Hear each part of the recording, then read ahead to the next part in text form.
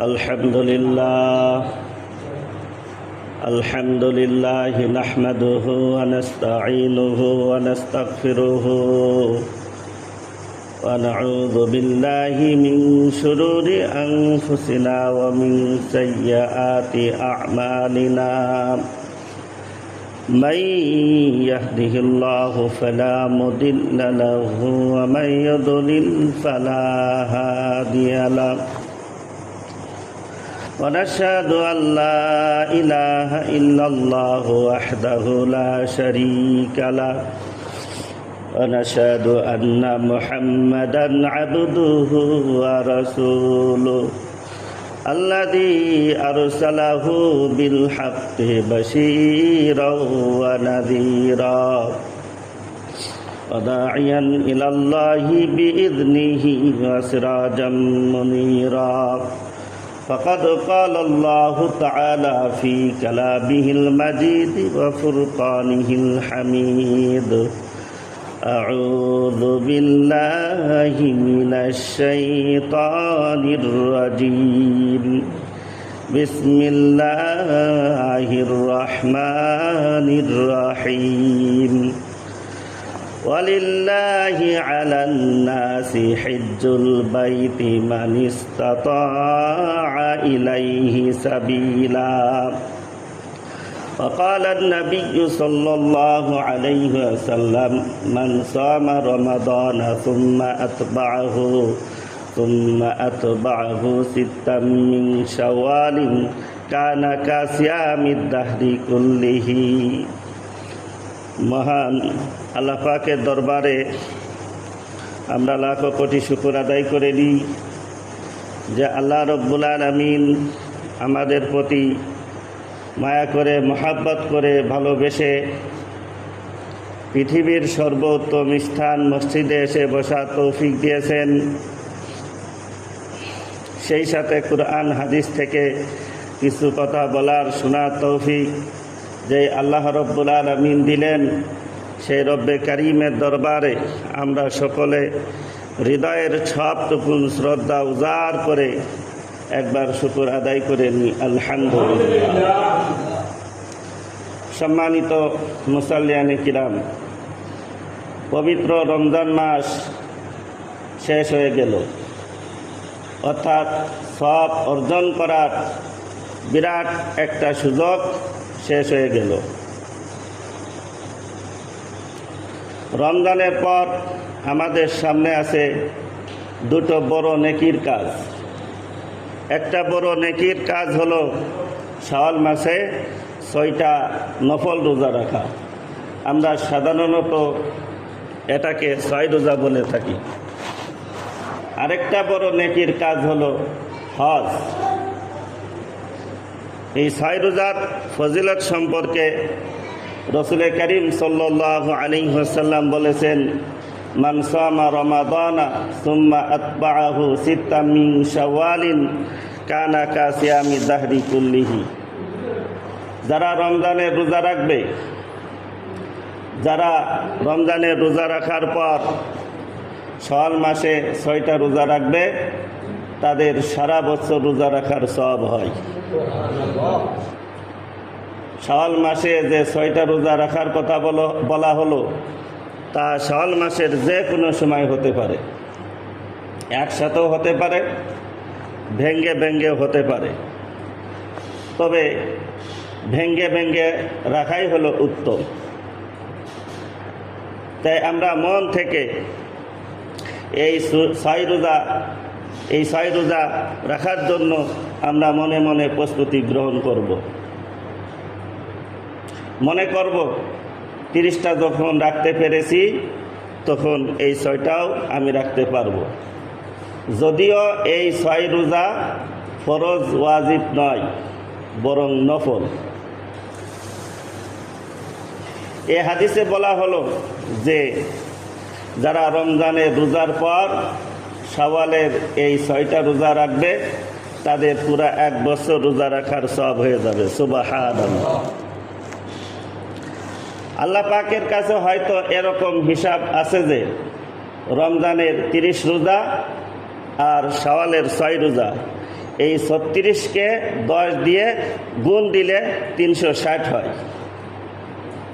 এভাবে রমজানের রোজার সাথে শাওয়ালের 6 রোজা রাখলে পুরো 1 বছর রোজা রাখার সওয়াব হয়ে যায়। সুবহানাল্লাহ। এই 6 রোজা রাখার জন্য আমরা মনে মনে প্রস্তুতি গ্রহণ করব। মনকে বুঝাবো যে 30টা যখন রাখতে পেরেছি তখন এই 6টাও আমি রাখতে পারবো, ঠিক কি না? যদিও এই 6 রোজা ফরজ ওয়াজিব নয়, বরং নফল, তবে শরীয়তে সব ধরনের আমলের সাথে কিছু নফল আমলও রেখে দেওয়া হয়, যাতে সেই নফলের দ্বারা ফরজের ত্রুটি থাকলে তা পূর্ণ হয়ে যায়। যেমন ফরজ নামাজের সাথে সাথে কিছু সুন্নত নফল নামাজও রেখে দেওয়া হয়েছে, যাতে ফরজ নামাজের ত্রুটি থাকলে সেই নফল দ্বারা ফরজের ত্রুটি পূর্ণ হয়ে যায়। ফরজ রোজার সাথেও কিছু নফল রোজার ব্যবস্থা রাখা হয়েছে, যাতে ফরজ রোজায় ত্রুটি থাকলে নফল রোজা দ্বারা সেই ত্রুটি পূর্ণ হয়ে যায়। এভাবে প্রত্যেক ফরজ ওয়াজিব আমলের সাথে সাথে কিছু নফল আমলও রেখে দেওয়া হয়, যাতে সেই নফলের দ্বারা ফরজের ত্রুটি পূর্ণ হয়ে যায়। এই হিসেবে এই সব নফলের গুরুত্ব কম নয়, কারণ ফরজের হিসাব পুঙ্খানুপুঙ্খরূপে দিতে হবে। ফরজের ত্রুটি পাওয়া যাওয়ার কারণে হাসরের ময়দানে আটকে গেলে রক্ষা পাওয়া কঠিন হয়ে দাঁড়াবে। তখন এই সব নফল ফরজের ত্রুটি পূর্ণ করে দিয়ে রক্ষা পাওয়ার ব্যবস্থা হয়ে দাঁড়াবে। সুবহানাল্লাহ। তাই রমজানের রোজা রাখার পর এই 6 রোজা রাখার জন্য মনে মনে আমাদেরকে প্রস্তুতি নিতে হবে। অন্যান্য সব আমলের ক্ষেত্রেও ফরজের অতিরিক্ত কিছু নফলও করে রাখতে হবে, যাতে সেই নফলের দ্বারা ফরজের ত্রুটি পূর্ণ হয়ে যায়। সম্মানিত মুসল্লিয়ানে কিরাম, এরপরে সামনে আসছে হজের মৌসুম। যাদের উপর হজ ফরজ হয়েছে, সব ধরনের দ্বিধাদ্বন্দ্ব ছেড়ে দিয়ে, সব রকম অসওয়াসা ছেড়ে দিয়ে, সব রকম ভ্রান্ত ধারণা ছেড়ে দিয়ে তাদেরকে হজের নিয়ত করে নিতে হবে। অসওয়াসা এজন্য বললাম, কারণ হজের ব্যাপারে অনেকের মনে অনেক ধরনের অসওয়াসা সৃষ্টি হয়। এ ব্যাপারে মানুষের সবচেয়ে বড় অসওয়াসা হলো সামনে করব। এটাই হলো মানুষের বড় অসওয়াসা। আমাদের চোখের সামনে বহু লোক সামনে করব এটা করতে করতে দুনিয়া থেকে বিদায় নিচ্ছেন, কিন্তু হজ করার নসিব তাদের হচ্ছে না।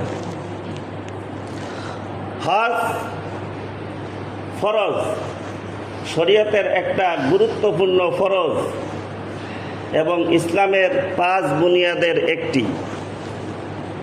তাই হজ ফরজ হওয়ার পর এই গুরুত্বপূর্ণ ফরজ আদায় করতে যত বিলম্ব করতে থাকব, ততই আমার গুনাহ হতে থাকবে।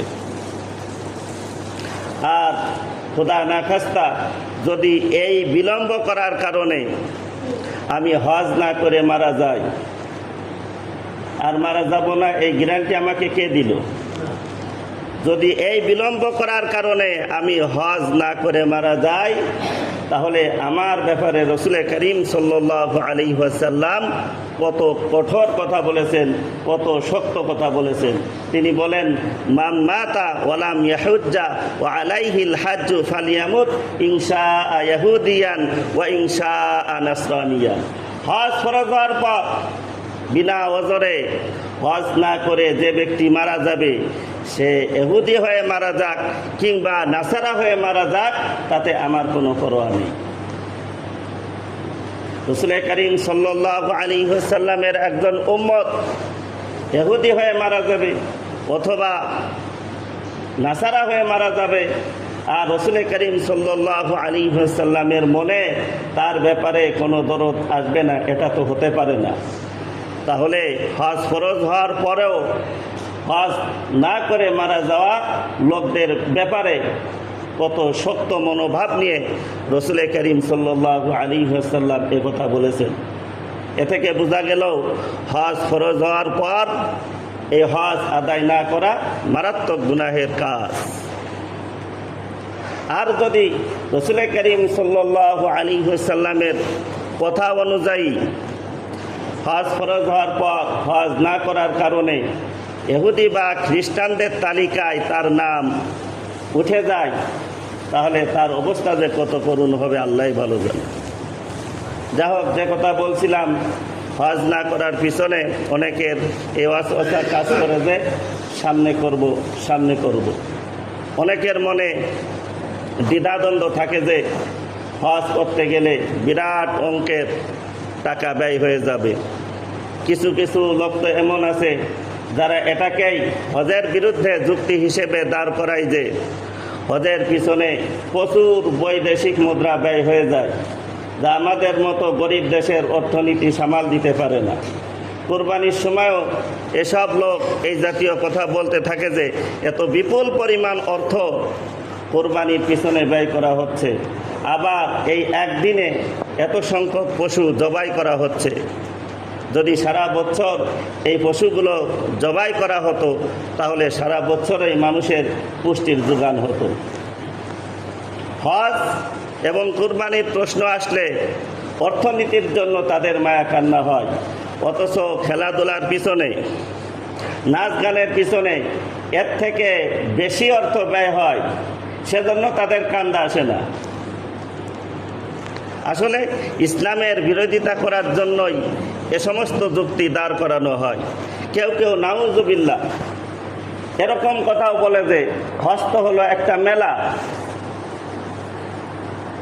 নানান দেশ বিদেশের নারী পুরুষের জমজমাট একটা মেলা।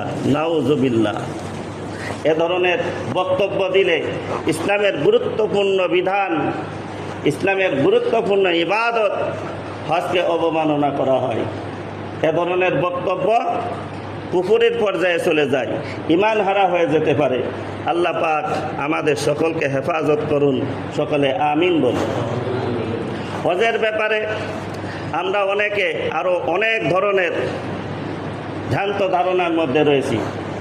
অনেকের ধারণা ছেলে মেয়ে বিয়ে না দিয়ে হজে যাওয়া যায় না, ছেলে মেয়ে উপযুক্ত হয়ে গেছে তাদেরকে বিবাহ না দিয়ে কিভাবে হজে যায়। এভাবে অনেকে হজকে পিছিয়ে দিচ্ছেন, মনে রাখবেন, বিয়ে শাদী এক কর্তব্য আর হজ করা আরেক কর্তব্য। এক কর্তব্যের অজুহাতে আরেক কর্তব্যকে পিছিয়ে দেওয়া যায় না। হজ ফরজ হয়ে গেলে আগে হজ করে নিতে হবে। ছেলে মেয়ের বিয়ে আগে হজ পরে এমন কোনো কথা নেই। হজ ফরজ হয়ে গেলে আগে হজ করে নিতে হবে। ছেলে মেয়ের বিবাহের যখন ব্যবস্থা হবে তখন তাদেরকে আমরা বিবাহ দিয়ে দিব। ছেলে মেয়ের বিবাহের জন্য হজকে ঝুলিয়ে রাখা যাবে না। ছেলে মেয়ে বিবাহের উপযুক্ত হয়ে গেলে তাদেরকে আমরা বিবাহ না দিয়ে নামাজ পড়ি, রোজা রাখি, যাকাত দিই, চাকরি করি, ব্যবসা বাণিজ্য করি, তাদেরকে বিয়ে না দিয়ে এগুলো যখন করতে পারি তখন হজ কেন করতে পারবো না? ছেলে মেয়ের বিয়ের উপর হজকে ঝুলিয়ে রাখার বৈধতা শরীয়তে নেই। কেউ কেউ আছেন মনে করেন একটা জমি কেনার দরকার, জমি না কিনে হজ করি কিভাবে? একটা বাড়ি করা দরকার, বাড়ি না করে হজ করি কিভাবে? এভাবে জমি কিনতে, বাড়ি করতে টাকা পয়সা শেষ হয়ে যায়, হজ করা আর তার হয় না। মনে রাখবেন, হজ করা ফরজ। হজ ফরজ হওয়ার পরেও যদি কেউ হজ না করে তাহলে এই ফরজটা তার জিম্মায় থেকে যায়। হজ ফরজ হওয়ার পরেও যদি কোনো কারণে তার অর্থ নাও থাকে, অর্থ শূন্য হয়ে যায়, তবুও ওই ফরজটা তার জিম্মায় থেকে যায়। ওই ফরজ আদায় করতে না পারলে পাপ নিয়ে তাকে কবরে যেতে হবে। এই অজুহাত দিয়ে মুক্তি পাওয়া যাবে না যে আমার টাকা পয়সা সব ফুরিয়ে গিয়েছিল, পরে আর হজ করার মতো টাকা পয়সা হাতে আসেনি, তাই আমার কোনো দোষ নেই। হজ ফরজ হয়ে গেলে হজ করা আগে, বাড়ি করা আগে না। হজ ফরজ হয়ে গেলে জমি কিনা আগে না, হজ করা আগে। হজ ফরজ হয়ে গেলে হজ আমাকে করতে হবে। জমি কিনা হোক বা না হোক, ঘর করা হোক বা না হোক, বাড়ি করা হোক বা না হোক, হজ ফরজ হয়ে গেলে হজ করতেই হবে। জমি না কিনতে পারলে, বাড়ি না করতে পারলে, ঘর না করতে পারলে আল্লাহর কাছে আমাকে জবাবদিহি করতে হবে না। কিন্তু হজ না করে যদি আমি মারা যাই, তাহলে আমাকে আল্লাহর কাছে জবাবদিহি করতে হবে। অনেক ভাই ভুল ধারণার শিকার যে আমার মা বাপ এখনো হজ করেনি, আমি কিভাবে হজ করব। এই ভুল ধারণার শিকার হয়ে তারা হজ করছেন না, হজে যাচ্ছেন না। মনে করুন, মা বাপ যদি মালদার না হয়, তাদের উপর যদি যাকাত ফরজ না হয়, অথবা যাকাত ফরজ হওয়ার সত্ত্বেও তারা যাকাত না দেয়, তাহলে কি আমার উপর যাকাত ফরজ হওয়ার পরও আমি যাকাত দিব না? আমার মাল আছে, আমার উপর যাকাত ফরজ।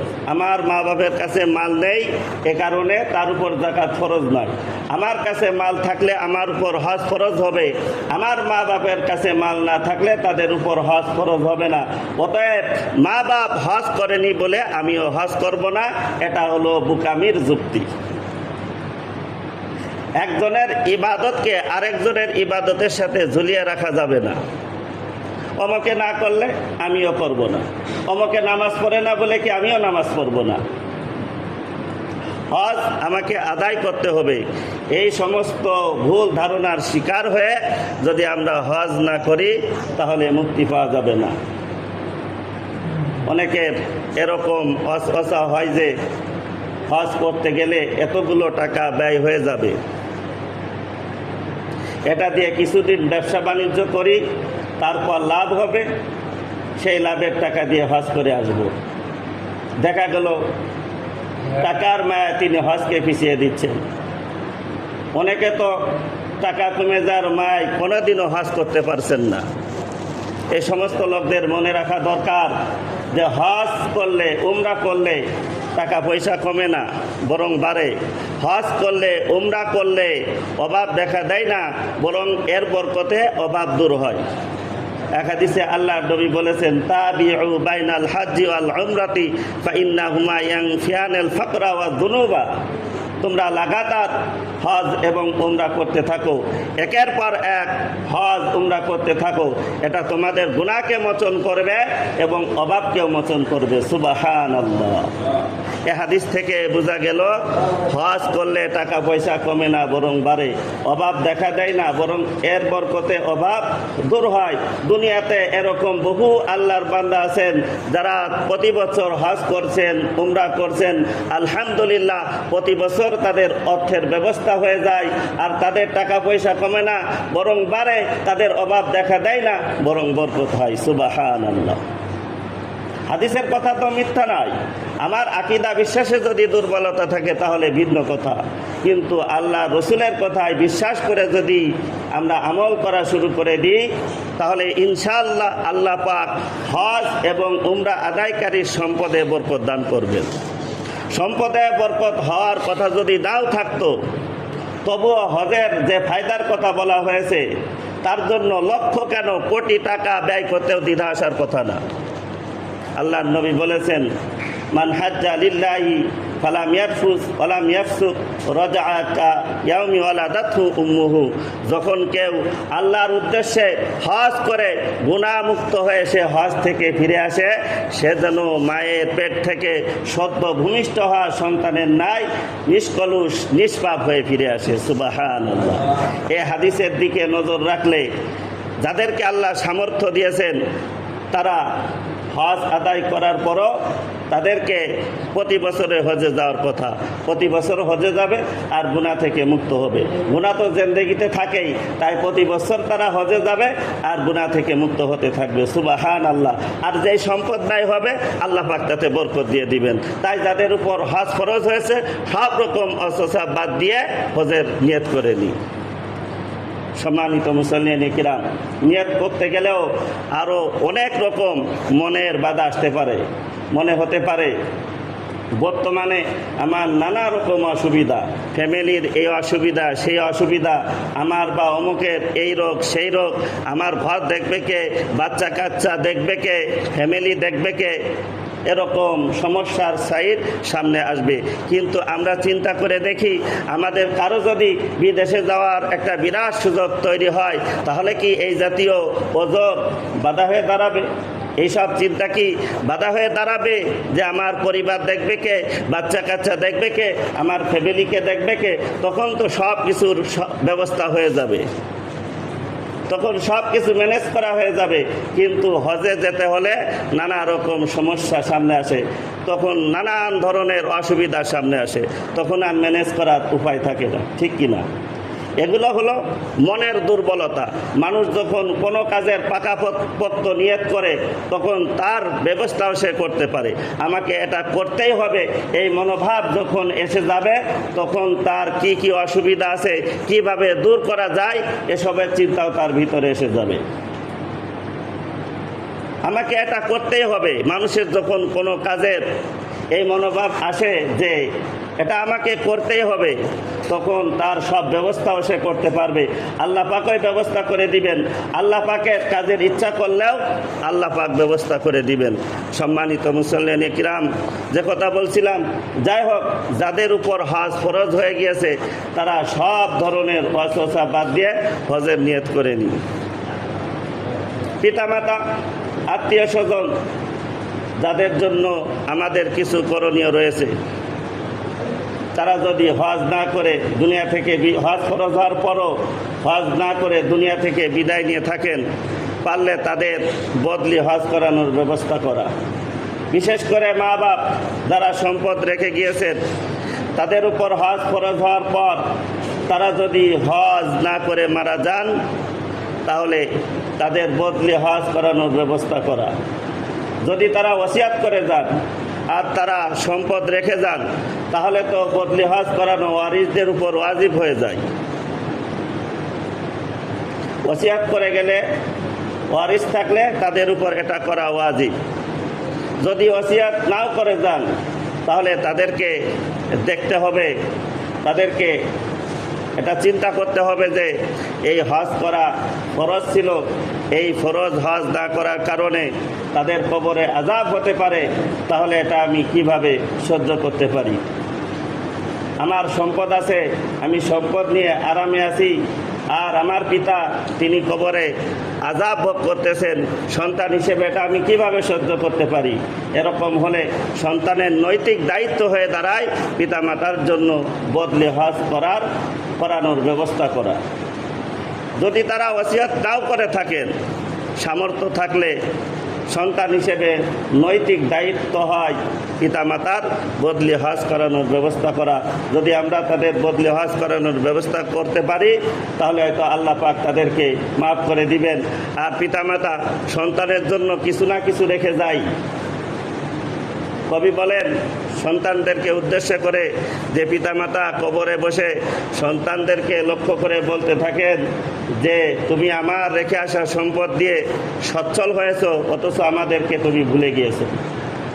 সম্মানিত মুসল্লিয়ানে কিরাম, হজ বয়স থাকতেই করা দরকার, শরীরে শক্তি সামর্থ্য থাকতে করা দরকার। একমাত্র আমাদের পাক ভারত বাংলাদেশ এই উপমহাদেশের লোকেরাই যখন দুর্বল হয়ে যায়, একেবারে বৃদ্ধ হয়ে যায়, তখন তারা হজে যায়। কারণ সারা জীবন তো হজ করেননি, মনে করেছেন বয়স হোক তারপরে হজ করব, হজ থেকে ফিরে এসে শুধু আল্লাহ বিল্লাহ করতে থাকব। এর অর্থ হলো হজ করব এমন বয়সে যখন কোমর ব্যথা হয়ে যাবে, যখন আর কোনো কিছু করার শক্তি থাকবে না, তখন হজ করে আসব। কারণ এখন হজ করে আসলে তো হজের মর্যাদা রক্ষা করতে পারবো না, কারণ হজ করার পরেও অনেক গুনাহের কাজ হয়ে যায়।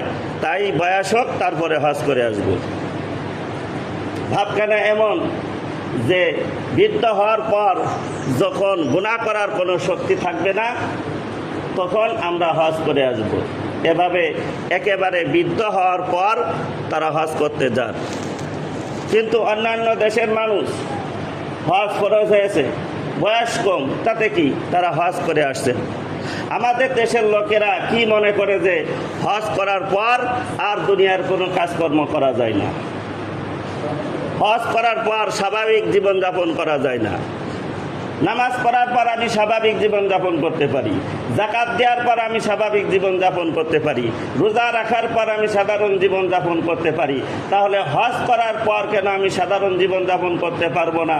হজ করার পর দুনিয়ার কোনো কাজকর্ম করা যাবে না, এই ধারণাটা আমাকে কে দিল? এই সমস্ত ভুল ধারণার শিকার হয়ে যদি আমি হজ না করি, যখন একেবারে শারীরিকভাবে দুর্বল হয়ে যায় তখন হজে যাই। শারীরিকভাবে দুর্বল হয়ে পড়লে হজের কাজগুলো সঠিকভাবে আদায় করা যায় না। তখন আফসোস হবে, হায়রে বয়স থাকতে কেন হজ করে আসলাম না। তাই সম্মানিত মুসল্লিয়ানে কিরাম, যাদের উপর হজ ফরজ হয়েছে সব ধরনের দ্বিধাদ্বন্দ্ব ছেড়ে দিয়ে, ওয়াসওয়াসা ছেড়ে দিয়ে আমরা হজের নিয়ত করে নিই। সম্মানিত মুসল্লিয়ানে কিরাম, হজের নিয়ত হতে হবে সম্পূর্ণ খালেস। কোনো রকম মার্কেটিংয়ের নিয়ত, দেশ ভ্রমণের নিয়ত, ঘোরাঘুরির নিয়ত, এ সমস্ত নিয়ত থাকতে পারবে না। নিয়ত হতে হবে শুধুমাত্র আল্লাহকে রাজি খুশি করা। নিয়ত হবে শুধুমাত্র আল্লাহকে রাজি খুশি করা। হজ হবে শুধুমাত্র আল্লাহর উদ্দেশ্যে। কোরআনে কারিমে বলা হয়েছে, ওয়ালিল্লাহি আলান নাসি হিজ্জুল বাইতি মান ইসতাতাআ ইলাইহি সাবিলা। মানুষের হজ করা দায়িত্ব আল্লাহর উদ্দেশ্যে।